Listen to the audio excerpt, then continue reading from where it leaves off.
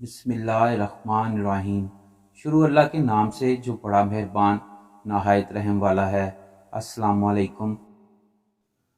نبی کریم صلی اللہ علیہ وآلہ وسلم نے فرمایا کہ حضرت ابراہیم علیہ السلام جب قیامت والے دن اپنے والد آزر سے ملیں گے تو ان کے والد کے چہرے پر سیاہی اور غبار ہوگا۔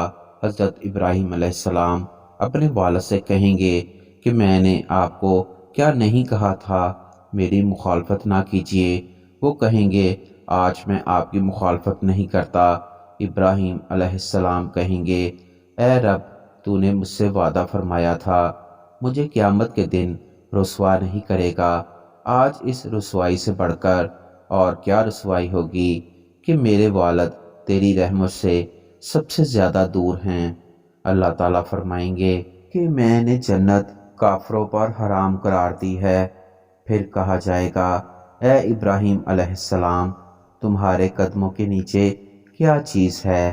وہ دیکھیں گے تو ایک ذبح کیا ہوا جانور خون میں لتھڑا ہوا وہاں پڑا ہوگا، اور پھر اس کے پاؤں پکڑ کر اسے جہنم میں ڈال دیا جائے گا۔